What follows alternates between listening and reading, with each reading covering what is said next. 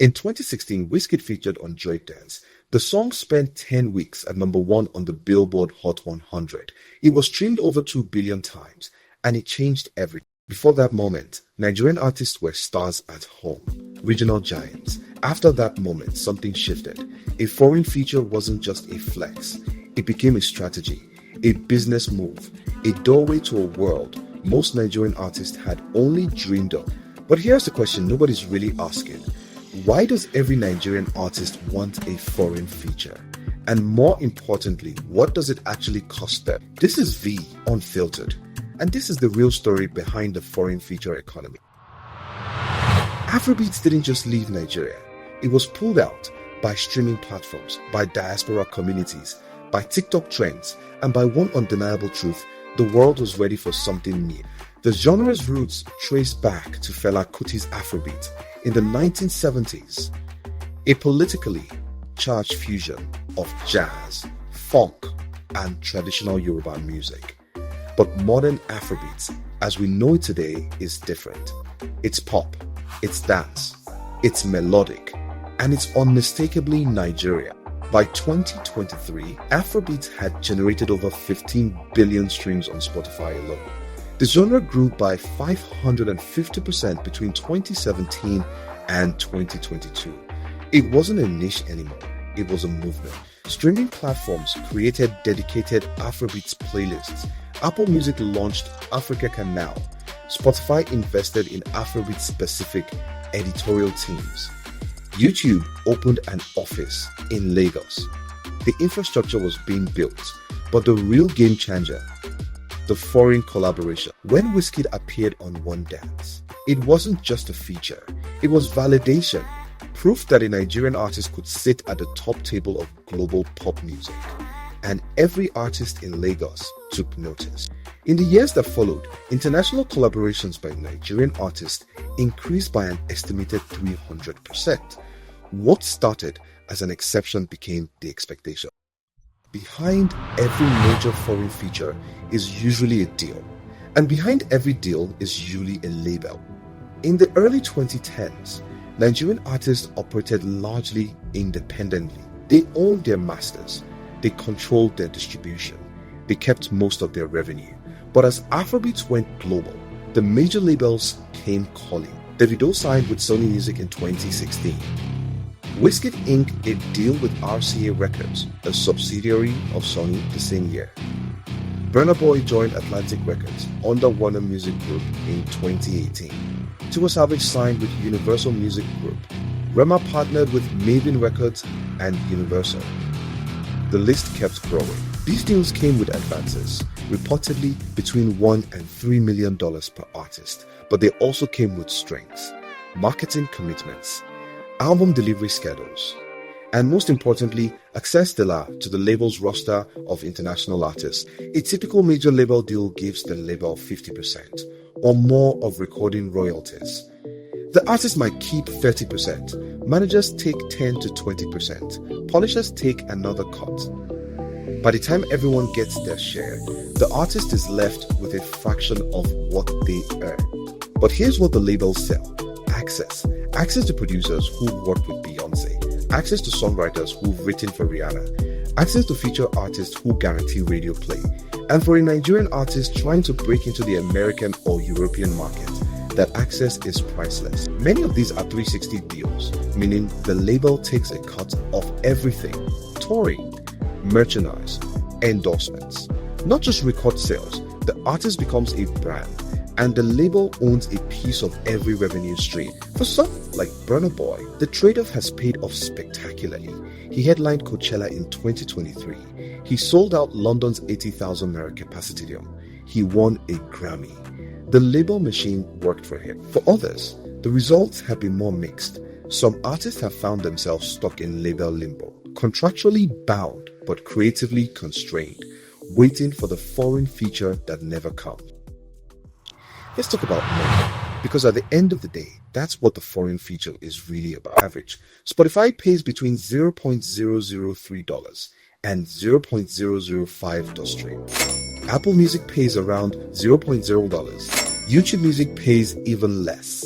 To make $1 million from Spotify alone, an artist needs approximately 250 million streams. 250 million streams. That's more than the entire population of Nigeria. Here's the problem. Nigeria has over 100 million internet users, but streaming subscription rates are low. Most Nigerians consume music through free tiers, YouTube, or unauthorized downloads. The revenue per listener in Nigeria is a fraction of what it is in the United States or the United Kingdom. A Nigerian artist with 1 million streams in Nigeria might earn only a few $100s. The same million streams in the United States could earn thousands. The math is brutal, and it explains why every Nigerian artist is looking beyond their borders. One dance has over 2 billion streams. At even conservative estimates, that's $8 to $10 million in streaming revenue alone. And because it was a Drake song featuring Wizkid, the revenue was split, but even Wizkid's percentage was life-changing. Data shows that songs with foreign features average 3 to 5 times more global streams than solo Nigerian releases. It's not just about the feature artist's fan base. It's about playlist placement, radio priority, and algorithmic dose. Spotify's Tosava Weekly and Release Radar are algorithm-driven playlists with millions of followers. Getting on these playlists can mean millions of additional streams, and foreign features increase the probability of placement exponentially. Tem's solo work is critically acclaimed, but Essence, her collaboration with Wizkid, has over 500 million streams. Her solo tracks average 50 to 100 million. The difference isn't talent, it's reach. Rema's Calm Down was already a hit, but the Selena Gomez remix took it to number 1 on the Billboard Global 200. It became the most streamed Afrobeat song of all time. The remix didn't just add streams, it multiplied them.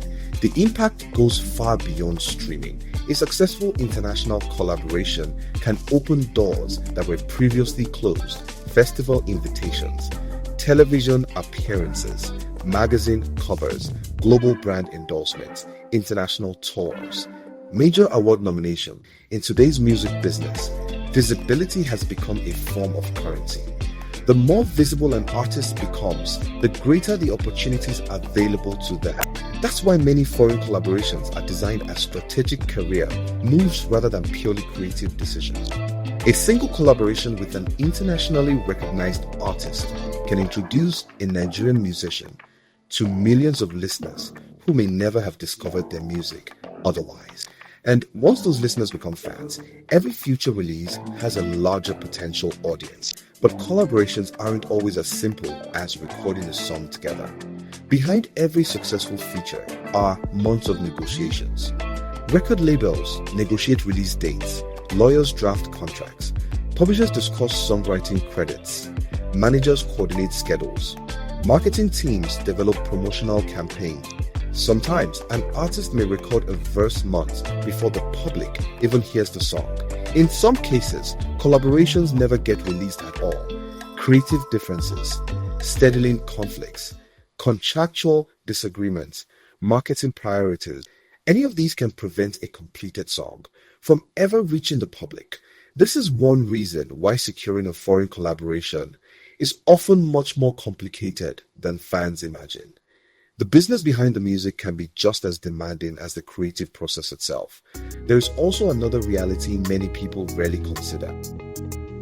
Not every collaboration succeeds. Some songs generate enormous excitement before release, but fail to connect with audiences. Others quietly become global hits months after their release.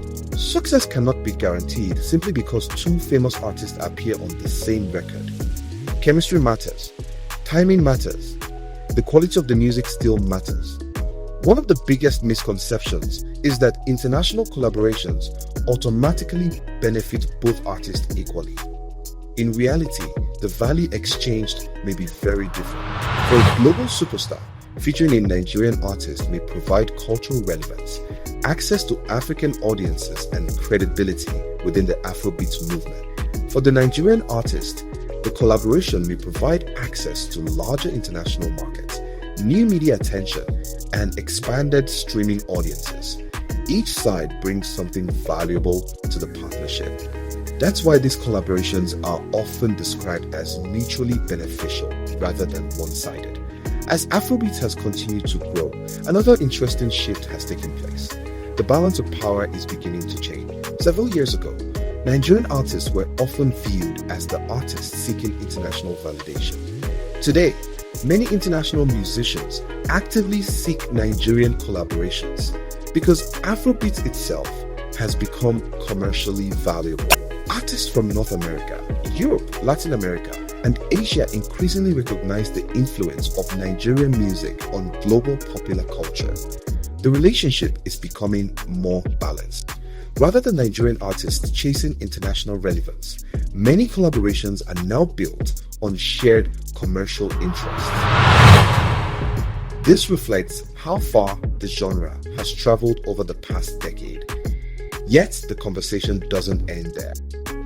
Some critics argue that the increasing focus on international collaborations may influence the sound of Afrobeats itself. As artists pursue global audiences, some believe they may feel pressure to adapt their music to international tastes. Others disagree. They argue that Afrobeats became successful precisely because it remained authentic to its African identity. According to this view, the world embraced Nigerian music because it sounded different. It's a debate with no easy answer. Music constantly evolves. Genres borrow from one another, artists experiment, cultures influence one another. That's how popular music has always developed.